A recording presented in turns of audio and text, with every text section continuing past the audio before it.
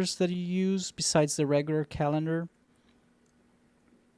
Yes, if you want to understand how you use your time, there are two apps that I've used that have two really good free versions.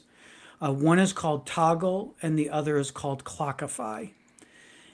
Both of them are time tracking devices. Now, what you have to do is you have to be disciplined to track your time, which people sometimes are like, I'm struggling trying to keep track of my time. Now you want me to spend time actually recording it. But when you record it and you do it for at least 30 days and then go back and look at where you spent your time, being honest, saying, oops, I just spent 30 minutes on social media.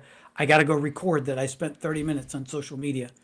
When you do that and you look back, you'll be shocked at how much time you're really wasting.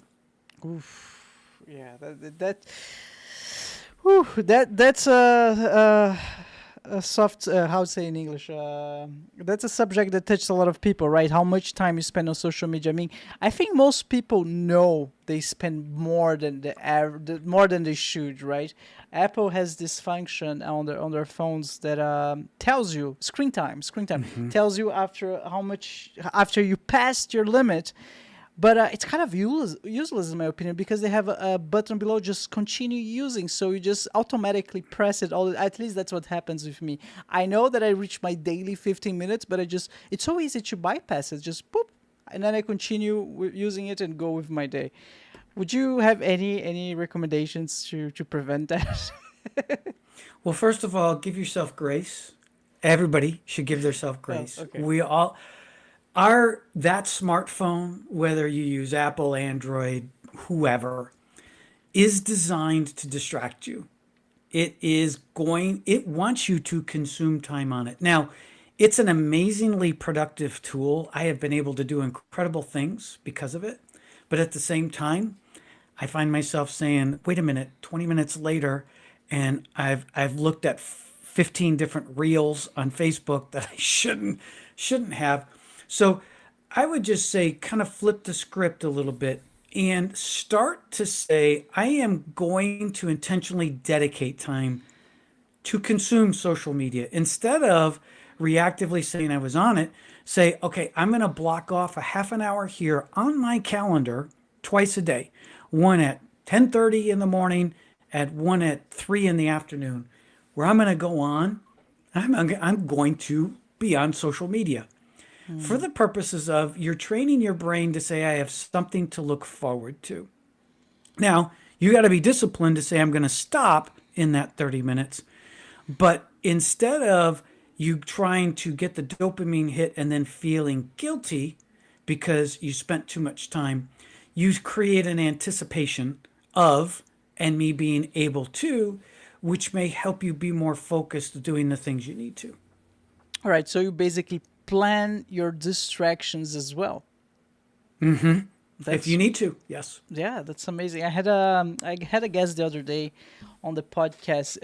His name's Gary. He's a neurosurgeon, and I think he was reaching workaholism. Right, he was really into work all the time, and he started becoming not very fun to be around. Right, because when you're overworked, like you're stressed all the time, and he realized that just by playing the guitar once in a while, it would just alleviate all the workaholic bad symptoms. Like you just feel so much better, you feel so much lighter, you feel pleasant again. So one thing he started doing, he started forcing himself, like actually forcing himself from every week, from certain time, like certain periods of times, that every week just to play the guitar. So he was actually adhering to the strategy that we're talking about. I think he was planning his distractions. That's very interesting. I love the fact that he chose an outlet outside of his work, and can weave into this idea of taking formal breaks during the day. And I define a formal break as stepping away from your work environment and putting yourself in another environment, ideally without a screen in your hand or around you. And so for me, twice a day, I leave my office and I go take my dog for a walk. And that's a way for me to step away with what I'm doing.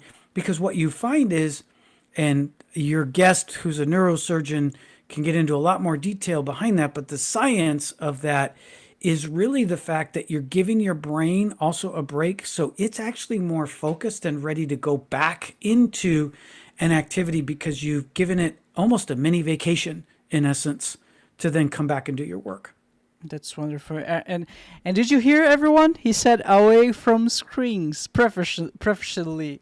Yes. Yeah, there you go. Because we were talking about using social media as a distraction, but it's not that effective for your brain because your brain doesn't feel like you're relaxing when you're social media. I heard like your brain is being stimulated when you're in TikTok. So ideally, away from screens, everyone. All right. So we that's about productivity. So plan your day, plan your distractions, define your priorities. What else would you recommend, David?